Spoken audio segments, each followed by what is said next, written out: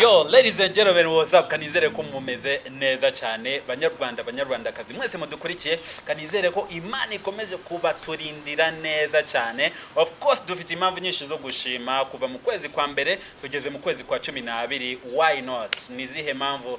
Dufite impamvu nyinshi zo kuvuga ngo Mana warakoze. Anyway, akakanya nkuko musanzwe bimenyereye, amazina yanjye nitwa Ronnie Alive. Abantu mwese abenshi cyane dusanzwe tuziranye, ariko uyu munsi akakanya ndi kumwe numwe mu bantu bagize ibibazo bya corona cyangwa se COVID-19. Yararwaye araremba agera ku Israel mbanyarembye ngo yageze ku miryango y'ijuru, ariko yageze ku miryango ku miryango y'urufu, ariko Imana ikinga akaboko. So akakanya ndi kumwe no mama agiye kuba atwibwira tusharinge na story, agiye kuba atubwira byimbitse cyane ku buzima bwe, experience yiwe mu buzima, uko yarwaye, uko yaje gukira, nuko ameze akakanya. If you want to catch this conversation flowing, wakomeza uka subscribing mbere ubanza subscribing kuri YouTube channel. Iki kiganiro gica kuri YouTube channel yiwe bwite nshasha yitwa The Power of Grace Show. Kuri YouTube ni The Power of Grace Show. Aho ngaho ubanza subscribing ukurikire ikiganiro icyo twakwita watching, then nyuma udufashe gusharinga cyangwa se kugisangiza inshuti n'abavandimwe. Ladies and gentlemen, let's take a look at this amazing lady as we chat.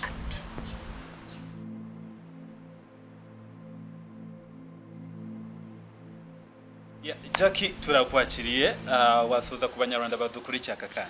Murakoze cyane, tubahaye kaze mu kiganiro cyacu imbaraga z'imbabazi z'Imana, ari cyo mu cyongereza The Power of Grace.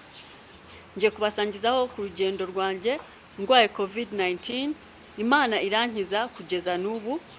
Murakoze, tega amatwi. Yeah, all right. Actually, Jackie, uvuze ku buzima, uje kudusangiza story cyangwa se urugendo rw'ubuzima bwawe mu gihe warwaye COVID-19. Ese COVID-19 igufatira hehe? Kubera ko akenshi hano mu Rwanda of course irahari mu bihugu byacu byo muri Afrika, ariko uri umuturage wo mu kihe gihugu COVID yagusanze hehe? Ndi umuturage utuye mu Bwongereza. Okay.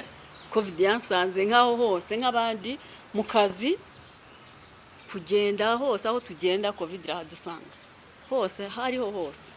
So ndavuga okay, waje kumenya gute ko urwaye COVID? Kubera ko akenshi hari abantu bapimwa bakababwira ati urwaye COVID, ariko we yumva kiri muzima nta kibazo afite, umubiri nyine urafunctioninga neza. Wowe waje kumenya gute ko urwaye COVID? Ni ukuri buryo nabimenye nanjye byatwaye igihe, kuko naripimaga, baduhaga ubuntu bwo kwipima mu rugo. None ukipima wabona uri negative ukigendera, ariko hari n'igihe bidakora, ubukeneye kujya kwa muganga ngo bagupime, bakubwira ati koko bafata amaraso bakubwira ngo urwaye COVID. Kwa kundi uba wumva ukomeye nyine ukumva ko ufite imbaraga, nta cyagukora. Hari n'igihe uba uyifite uyigendana. Nanjye nk'umuntu ntago nabyemeraga ko COVID ibaho. Ariyo mpamvu ngomba kubibwira abanyarwanda, ngo mbakangurire ko COVID hari. Ntago nabyemeraga, navugaga iyo ni imitwe, urumva? Yes. Iyo ni imitwe y'abazungu bashaka kubatekera imitwe. Ntago nzajya gufata urukingo, ntabwo nta na kimwe nzakora. Yes. Kwako ntayihari. Yes, by the way, uvuga ko uvuga kuri ku myumvire y'abantu nanjye ndimo. Yes, nawe urimo. N'abandi benshi badukurikiye bumva ko COVID ari hoax. COVID is a hoax, ntabwo ibaho, na nubo yigize ibaho. Aba bantu, you tell us your life story nyine. Wowe COVID oratubuye yagusanze ku kazi aho nakoraga, kubera ko cyambere nari naranze kwikingiza, abantu bikingiza. Yego. Urumva? Vuga ngo nzikingiza, nzabanza ntegereze, nzambara agapfukamunwa, nicyo nakoraga. Nabwo rimwe na rimwe sikambare kuko sinemeraga kwihari. Urumva ubwo bujiji? Yego. Ngo n'ubujiji kandi abantu benshi tugendana. Kuko iyo nza kuba narikingije, nambara neza agapfukamunwa, nkora nyine social distancing Yes. neza nk'uko bivugwa agiye kuba yaransanze yego ariko bako ntabyemaga nka nanjye nkifitemo ubwo bujiji mvuga ni ubu covid ntayihari ni imitwe insanga ku kazi kubera ko ku kazi hari abantu bari bayirwaye okay Eh? bo bari babizi ko bayirwaye ntabwo bari babizi nabo ni nk'injiji gutyo yego baza kuza kwa kundi twipimisha akazi b'icyumweru yego umwe twakoranaga aza kwirwara noneho kubera ko jewe noneho nari natwite yego ntibarabimbwira urumva iyo ayirwaye bagomba kubivuga akavuga ati noneho umuntu cyane cyane wanafatwa kamera nabi ni nkanjye ndi vulnerable ko ndatwite yego babimbwira nyuma nabyo ndavuga sawa ubwo sindi buze ku kazi yego numva ndi protectinze yeah ariko oya ntabwo nari protectinze ko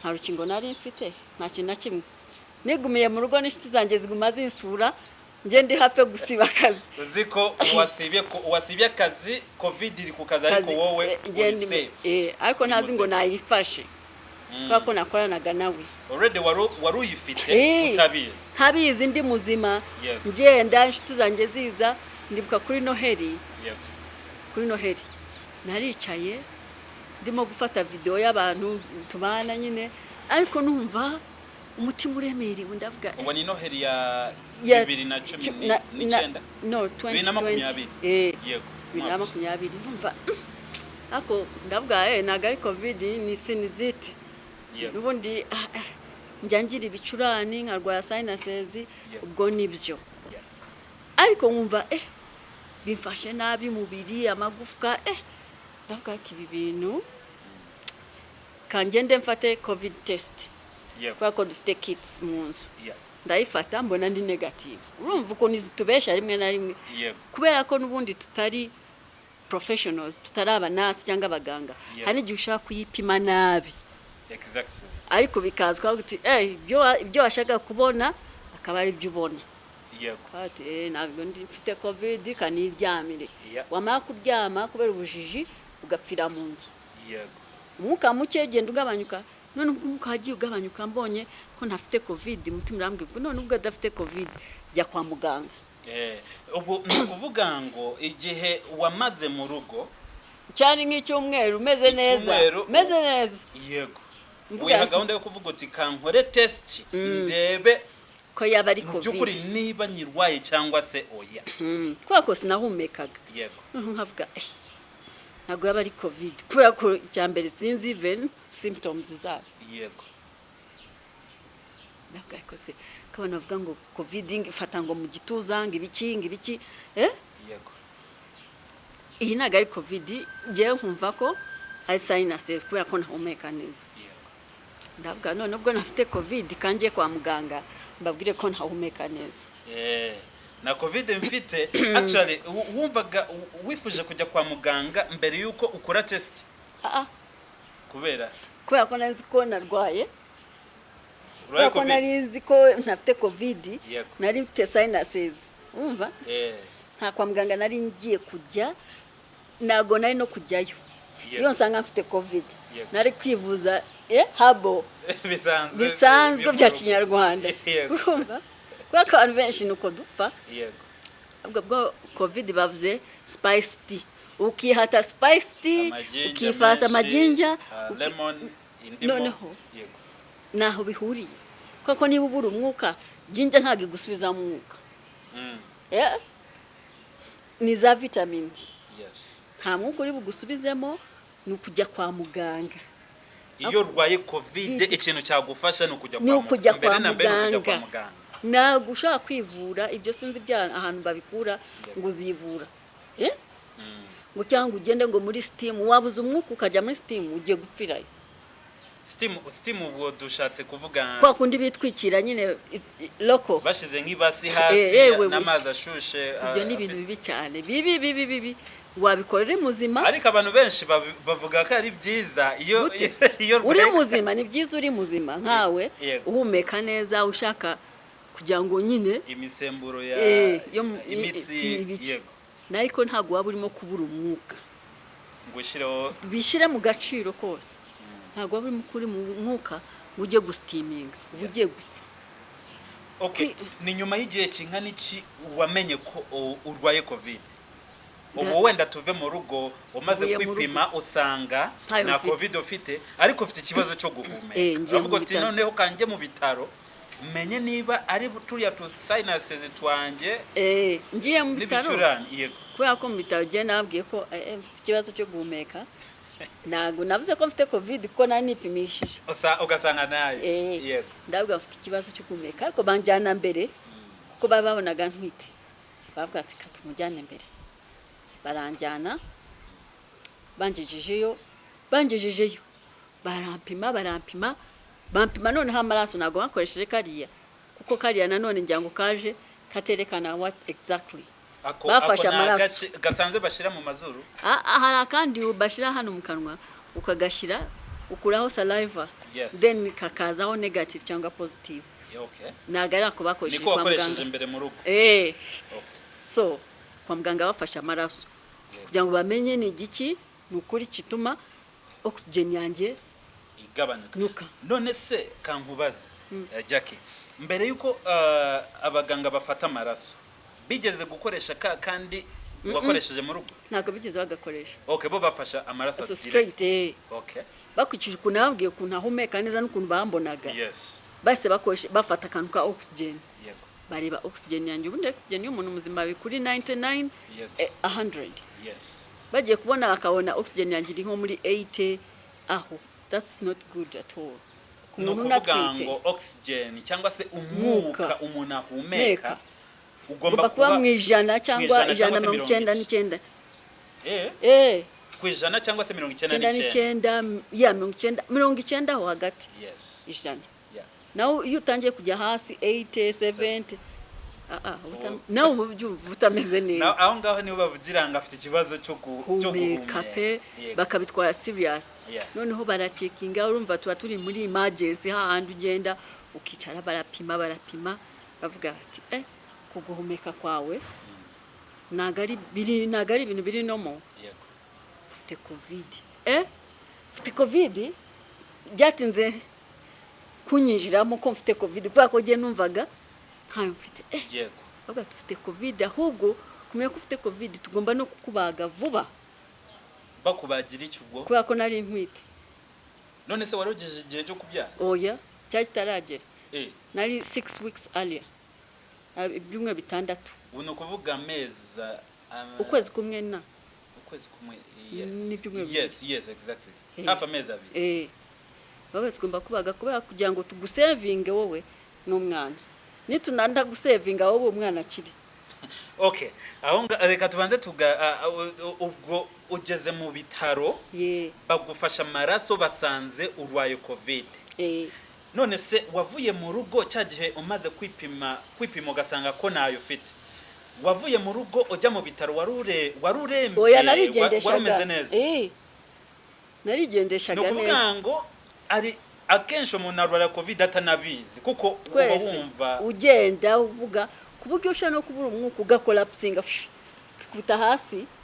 Covid turayigendana kwako nyine abantu bafite amaraso akomeye umva ashobora kuyigendana. Twebwe hano nago tumenya ngo oxygen yacu ipima gutya ntabyo tumenye. Exactly. Numenye ngo uri ndahumeka nabi reka da ukumva wenda nubyiteho naho ubundi ugiye ureba oxygen yawe ukayipima wagira ubwo kuko niyo ugenze ni uhaje wicara ukajya nko muri 8 ariko wahaguruka oxygen igahita ihagurukira muri 90 gashutinga buri muzima. Okay. Ariko ubundi igeze muri 70 hari n'igihe ugira brain damage. So iyo covid nimbi kuburyo sinzi no kunabisobanura abantu. Okay, tuvuye wenda ugeze mu bitaro abaganga bafasha amaraso bakubwira ko urwaye covid. Noneho barakubwira ati tujye kukubaga tuvane mu umwana ataruzuza amezi 9 ya kugira ngo uginde basevinge n'umwana ariko nta nubwo barishobora ko bazansevinga kuko oxygen yanjye yaramanukaga urumva covid yari imazemo njyango nk'iminsi. Yego nigenda nandi hapo exactly cyagihe wenda muri ku kazi mutanabiza ariko so baravuga ati reka rero tugomba kwandika urwandiko yego guha consent yerekana ko nubyara uyu mwana kubera ko umuntu tubana tutasezeranye umwana nubyara agira se akamujyana meaning already barimo kureba ko hari possibility zo kurama no gufa yeah kubera ko giye kubaba ndarwandika nyine ndavuga birakomeye numva birakomeye ubwo covid inyuma yo gukora covid ugeze mu bitaro barakubwira ati tugiye kukubaga kugira ngo tugufashe dufashe ubuzima bw'umwana dufashe na mama we ariko hagati aho ngaho ushobora kurama cyangwa se ushobora gupfa so andika uduho uburenganzira bwo gase w'umwana kuba n'umuntu ari busigarana numva birakomeye numva birakomeye ako sinagira ubwoba yego ndavuga kubera ko nkihumeka umva abira tugira imitsi ikomeye kubera ko nkihumeka ndabaye tunacyo ndandika ngaho mwakire baranjyana ariko numva none uko banjyanye numva ngenda mwuko uhera mbyumva noneho yenda mbyumva n'abaganga batangira gutinya bagati kube cy'umwuka ugenda umanuka barambaga mvayo neza amahoro bavuyeyo banyereka umwana mufataho nk'isaha imwe baramujyana aho bagomba kumujyana nyine ko yaravutse igihe kitaragera mujyana muri neonatal aho bajyana abana badashitse muri ward zabo ubwo nanjye nsigaraho none aho nasigaye umwuka nyuma y'amasaha make ibaze umwuka wanjye wari ugeze kuri 40 kuva muri 70 umuka ukamanuka kugeza kuri 40 ahandi ari imashini zimfasha guhumeka umva ibyo bintu ubwo warufuye muri make kuko uratubuye umuntu muzima agomba kugira ijana oxygen ijana cyangwa se akamanuka rimwe gusa akaba ari 99 ariko waruvuye kuri 99 ukagira kuri 40 icyo gihe wumvaga umeze ute nago numvaga icyo gihe nari mfite imashini nyine zimfasha guhumeka bakambwira bati byama kuhandi umvagiye n'abaganga nabo nukuri nabo bagerageza urumva covid nabo ntago bari bazi icyo gihe yari second phase ya covid ntago bari bazi ngo niki baravura iki barafata na nuruki inkingo zari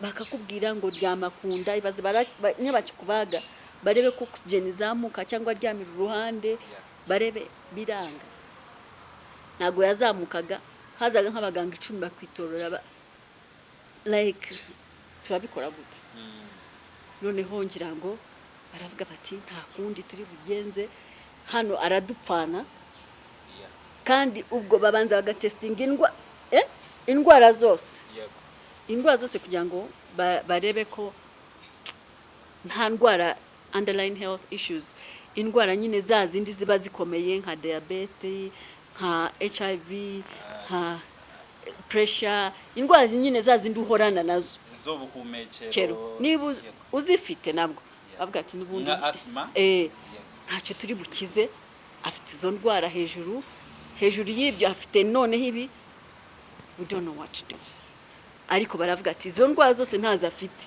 yego ni umuntu muzima wakoraga uri healthy hari COVID-19 gusa tugomba rero kumurwanirira n'Imana ibavugiramo. I call them doctors and nurses ambassadors of God niko mbita kuko atari Imana ibavugiramo bakuraho amaboko.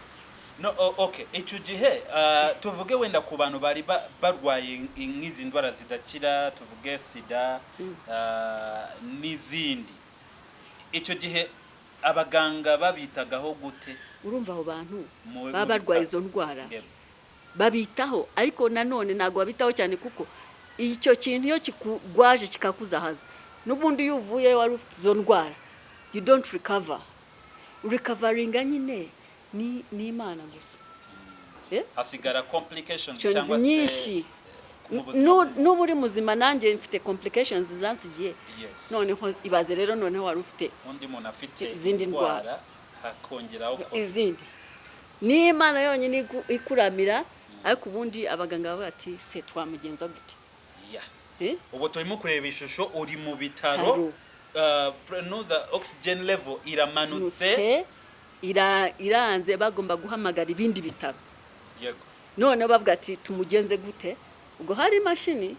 Yego. Kandi iyo mashini yagendwagaho n'abantu bake twa ECMO.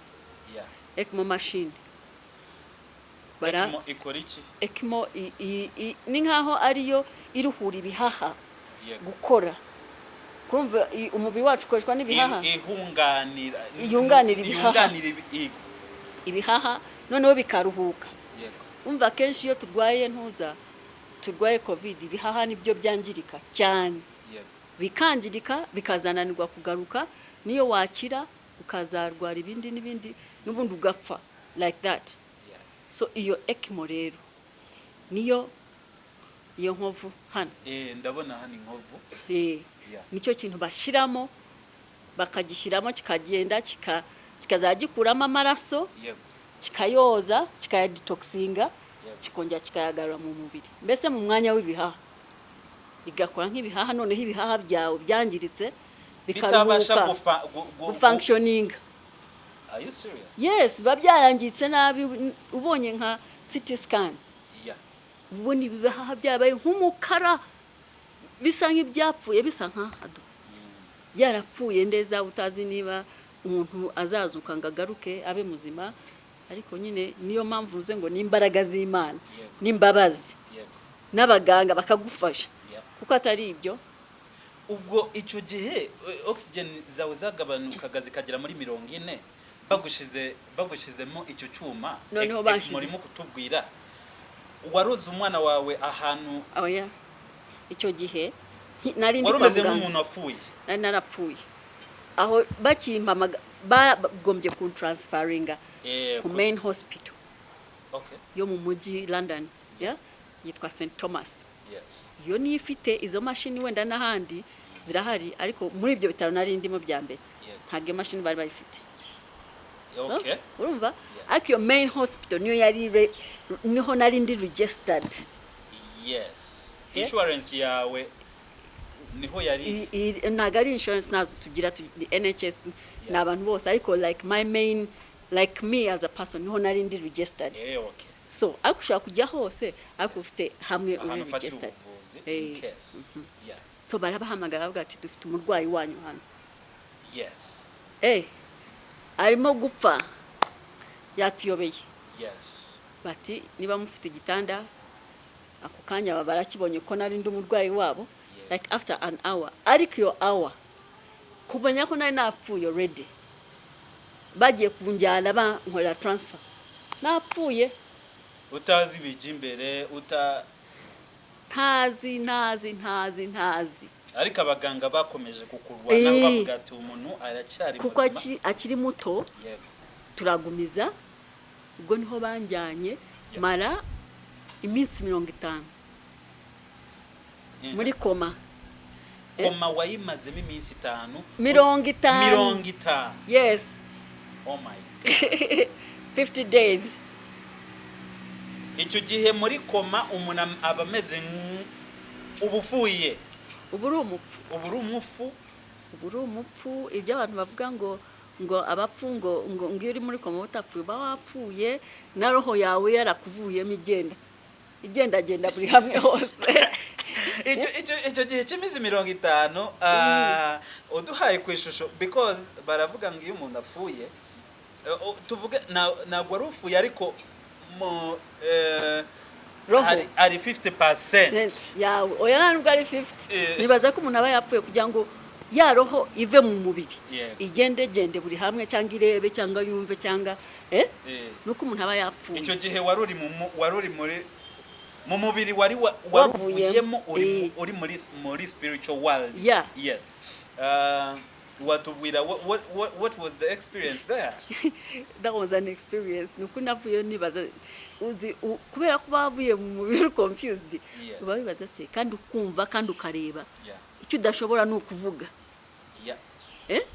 Ubureba uba wumva ukaba se ndi umusazi ndi biki ndi muzima ndi mupfu ariko warufuye roho ikuvuyemo iri kugenda genda aho ngaho yavuyemo ubu wumva uri kureba ibintu bijya imbere ariko nkareba ibintu biba kwa muganga byose nkabireba nkabireba icyo ntashoboraga ni ukuvuga nkareba nkumva no kuzamura akaboko kuko wenda ndaza kubasangiza ifoto imwe barebe ko nari meze nari ndi umupfu really umupfu utazi kuvuga utazi kureba utazi mbese uri muri koma uri koma wapfuye burya n'imbaraga z'Imana rwose n'abaganga hari aho bagira akagati twagerageje byanze kandi twagerageje ariko Imana itarakurekura ngivuge ngo ndakurekuye nta gupfa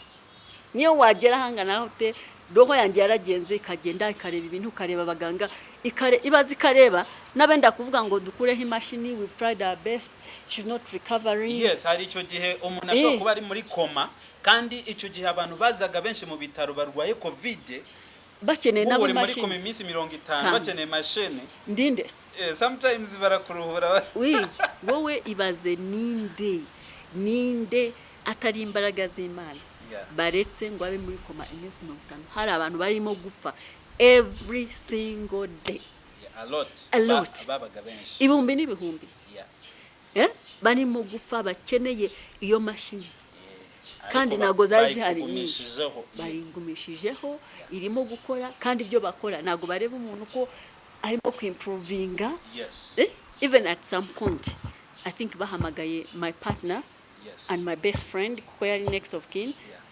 barababwira tumuhaye 24 hours tumuhaye amasaha 28 natagira igihinduka any reaction machine turayimuvanaho yikomereze mu bundi buzima mwaza musanga mu bundi buzima mwe rwose because we have tried like we have tried our best twagerageje ariko ntituzi impamvu bagiye muri ayo ndakubwiza ukuri ngo hari imbaraga z'Imana zibaho zatumye abantu kwisi hose bansengera batananzi bakumva ibitese birashoboka n'abaganga bakagerageza muri ayo masaha 28 bari bampaye somehow narakangutse ndakanguka sinavuga ariko ndareba ni nyuma y'iminsi 50 uri muri koma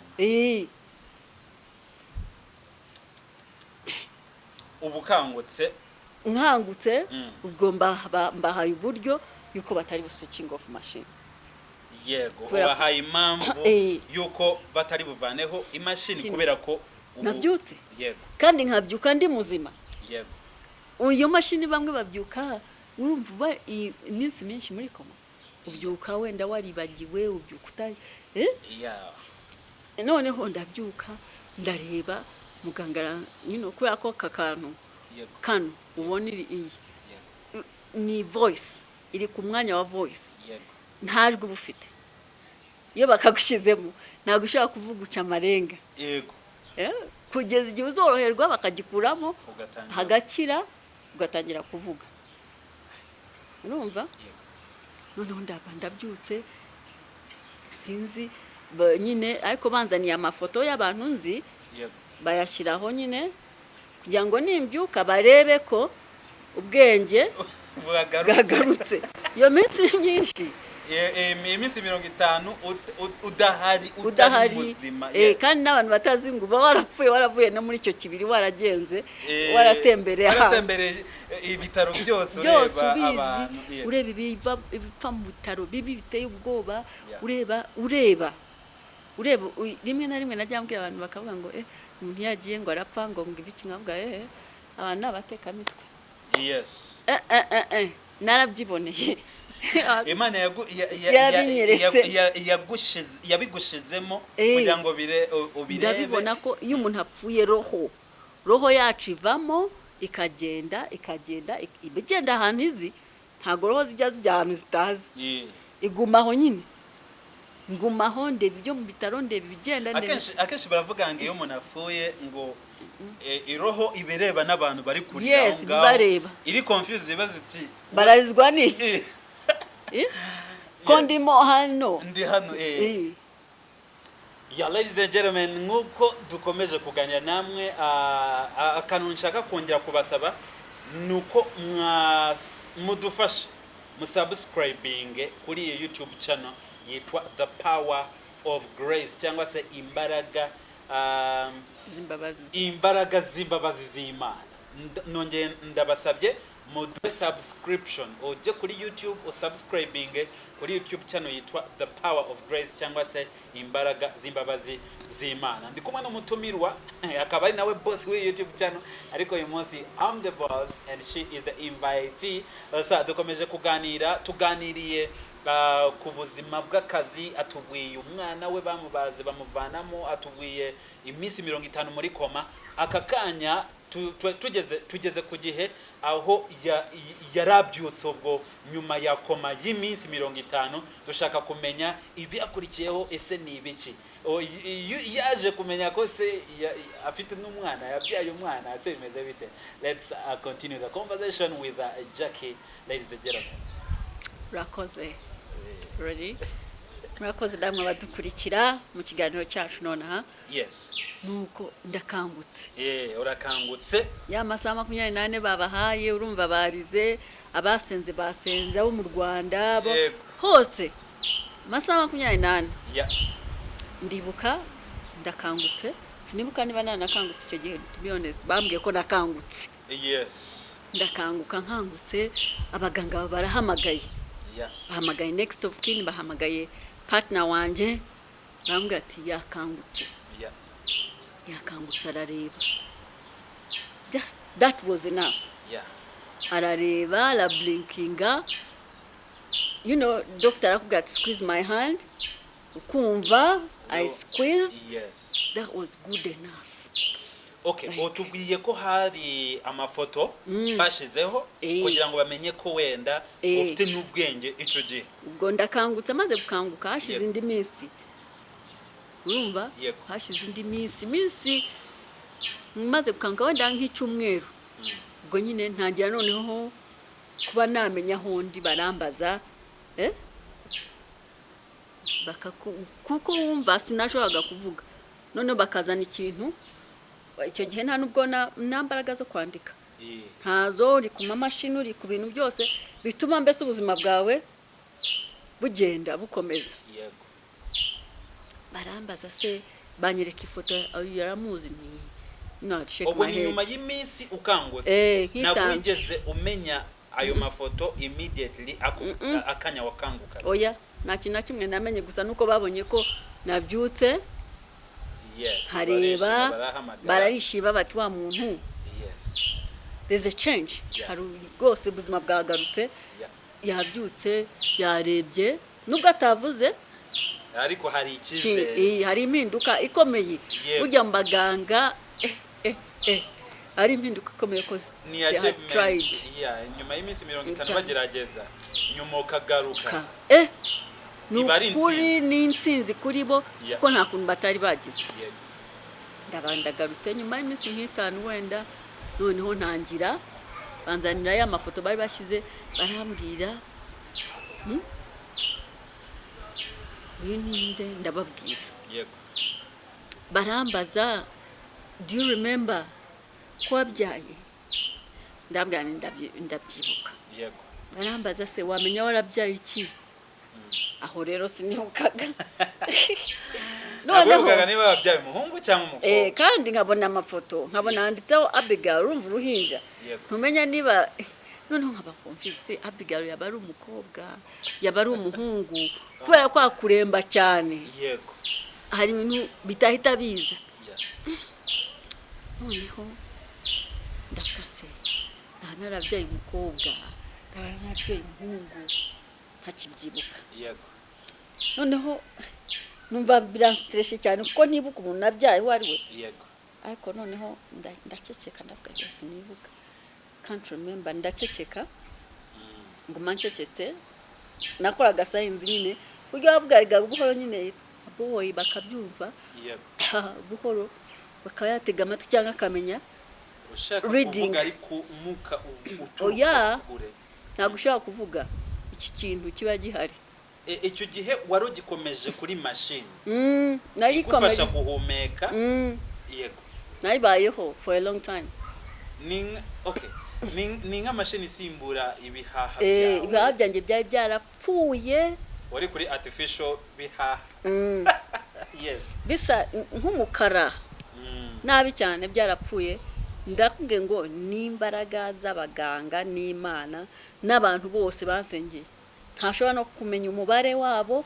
ntashobora no kumenya kubera ko baranzamuye abantu bavuga ngo Imana ntihari Imana irahari irumva ariko igakora no mu baganga ya za mbaraga yabahaye zo kwanga kuzimya mashini kandi abandi ari ako kanya bakavuga ati 50 days hari ukuntu twapimye amaraso twapimye ibintu byose nta kintu na kimwe bwa yanze mukureho haza undi kandi hari noneho abatoya nduta nabo it's like bagushyize muri ya hard to make someone live and to make someone die. None se icyo gihe bahaga opportunity abana batoya kuruta abakuru nawe uraho muri ako kanya uri umuganga hakaza umwana ufite imyaka 18 n'umuntu ufite imyaka 50 ninde waha opportunity yo gukomeza kubaho uha ufite ndifashe oya na kwifata ni byiza ariko iyo uri mu muganga abaganga burya making a decision zikomeye ku buryo sinzi impamvu tutanabubaha ukareba muganga ni Imana yawe aravuga ati komeza cyangwa mukureho tukuvaneho n'uyu nawe agiye tumuhuye ubuzima uyu niwe mutoya wenda n'umukuru bamuha opportunity bikurikije ariko cyane cyane umuto aba afite future nawe barariye Christmas nyinshi Christmas 50 na 19 urumva uwo mwana bakeneye ubwo that time ubwo rero barambaza abo bambajije biranyobera ndabara ntushaka kuvuga nyine ni sign numvaga ndakaranyishe ariko hashize umwanya abanasi numva baravuga yo siko tibuka niba yarabyaye umukobwa niba ari umuhungu niba ari nk'Imana yagariye ubwenge bwanjye nibuka ko nabyaye umukobwa ndasayininga nongera ndamuhamagara ndababwira I remember nakoreshaga sign language z'umuntu ni segal ngo baravuga yibutse bazana ikindi bazana amatariki yanjye navukiyeho bayanditse barambaza ngo nayahe batandukanyije n'ayandi ndababwira nyerekana yanjye navukiyeho bavuga cya kintu kizima yagaye ubwenge ye baba pleased kubera ko nta kuntu wamara iyo minsi kuri iyo mashini bakavuga zibagirwa azavamo yarabaye ukuntu kubera nyine umwuka muke utuma hari ibintu wangiza ku bwonko ariko ndakubwiye ko navuyemo buri kintu cyose nkibuka yego nta kubera ko covid amagufwa ibikiye no kuburyamya ahantu hamwe for a long time uba nk'ikimuga misi 50 I can imagine misi 50 uryamye gute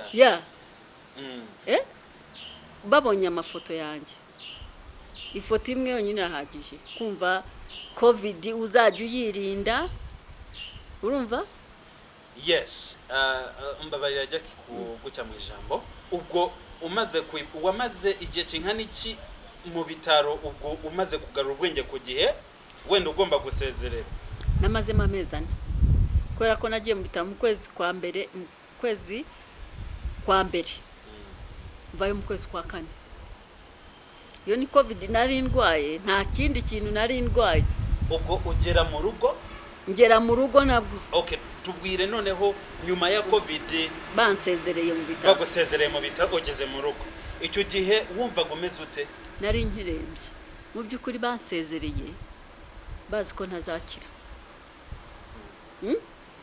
do bagerageje najyaga muri CT scan zo gupima ibihaha bakareba ibihaha biracyarimo umukara ariko baravuga bati kubera ko umuntu kugira ngo amaze kubyara amezi 4 yose aba atareba akana ke, nta muntu wagusuraga, uri mu bitaro wenyine n'abaganga, mbese uba nka residence wo mu bitaro, kirwaho ureba hejuru ukabyuka like that buri munsi kugeza igihe bageze aho bavuga ati kandi oxygen yanjye ikagenda buhoro, nubwo ndi kuri oxygen mva muri ICU hahandi bakumonitoring uri ku mamashini, navuye mu kwezi kwa 3 noneho banjyana muri normal ward yaha hantu nyine hari quiet, umva kubera ko nari ndi critically ill, banjyanye muri ward y'abantu ba cancer. Yes. Ahantu hacecetse uba ukeneye kuruhuka, nta bintu bikudisturbinga, bazanira ba physio batangire kunyigisha kugenda. Icyo gihe ntabwo ubashaga no kugenda no guterura ukuboko kwanjye, numvaga kuremereye. Yes. Kandi ari amagufwa no guterura ukuguru numvaga mbese ni nyuma y'iminsi 50 n'ubundi umuntu atahaguruka atagenda, so ubu ugaruka mu buzima umeze nk'umwana. Warapfuye, remember ntabwo burya baba gufeedinga through the tubes. Nyine buri kintu cyose ni imiheha, buri kintu cyose za sonde, buri kintu cyose. Ubwo banjyana muri iyo ward haba hacecetse kugira ngo, kuko nabwiye muganga ngewe nibaguma banshira muri ICU hariya ndasara, kubera imashini baba ku monitoring imashini zisakuza, murimo muri bakeya bari critically ill, ariko ukuntu baba monitoringa ndakubwiye ngo abaganga barakora. Natwe abantu tugombye kwirinda kugira ngo tutarwara, kubera ko utirinze neza nyine you end up there. I know. Uzisanga hari ahantu. Tugana ku musozo, nyuma ubuvuye mu bitaro baguhaye umwana wawe. Umwana wanjye yari ari mu rugo. Bamuvanye kera muri ntuza. Exactly, iminsi 50 nako yari gukomereza hariya. Baramujyana mu rugo. Yes. Ubwo nanjye mvuye mu bitaro, sinavuye mu bitaro nkaho navuye mu bitaro ni mukira mu bindi bitaro byo mu rugo. Banjyana na oxygen yanjye mu rugo. Yes. Nago nari nakavuye kuri oxygen. Yes. Noneho njyana na oxygen n'abanasi baza kundeba na doctor. Oxygen ni cya gicupa nabonye kuri noza wicaye gutya. No kuvuga ngo urakigendana ni nk'umuka wawe uhumeka nibo buzima bwawe. Iyo yagufashe na nabi ugira gato yuheka, n'ubu ushaka kukagendana buri hamwe hose. Ubwo no kuvuga ngo iyo yimenyereje ubundi oxygen iyo yikuyeho uba wumva ubuzima buhagaze, udashobora kumeka oxygen, noneho umwuka wawe ntukure wonyine ngo utangire kugaruka kumeka ku giti cyawe. Ugomba kumenyeza kuyikuraho ukagerageza guhumeka wenyine, bikagaruka buhoro buhoro. Uri mu environment yawe yo mu gitondo, ukaba wagendagenda hano ukagaruka mu nzu buhoro, kuko utangira bushya nk'umwana baby. Baby njya mu rugo, ariko n'abaganga bavuga ati se yazakira. Bankuraho amaboko, ntibankuraho amaboko, n'abansengera hariho hose ntibankuyeho amaboko, sinabashima bihagije. Baraza bakazajya baza bakandiba, ba physio kugenda, uzi kugenda hatekeza muganga ukuntu ari buze byonyine kumagurutsa, umva ngiye kwikuta hasi, guhaguruka ugahagarara byonyine. Nagendaga mu ntebe, nayo mfite intebe yo kugenderamo, bansunika mu nzu, mfite ibyuma byo kugenderamo, imbago. Nyine ngenda mbyikuraho jewe. Nawe ugomba kwiha imbaraga, kubera itabyikuyeho ubikimuga forever. Covid ntago ari byinshi mu gukira kwawe. Ukumva ko ugomba kwihizo mbaraga, ukabyuka ukarisenga, ukiha imbaraga, ukanywa imiti neza nkuko uyigomba. Uwa physio yaje kugufasha nawe akabona ko ariko wihebye. None hiyo wihebye gukira nta guhari covid irakwica n'ubundi urakira ariko ugasigara ugifite ibikomere noza lungs zawe ibihaha byawe ntibyo bikoroherwa ariko bigasigara bidafunctioningana neza kugira ngo byoroherwe neza nuko ubyuka ukagendagenda biba bitoroshye ukagendagenda ugakora akazi mu nzu ugafata akayaga walk around ugaruke wicara urusi buhoro buhoro ukagenda ugarura ubuzima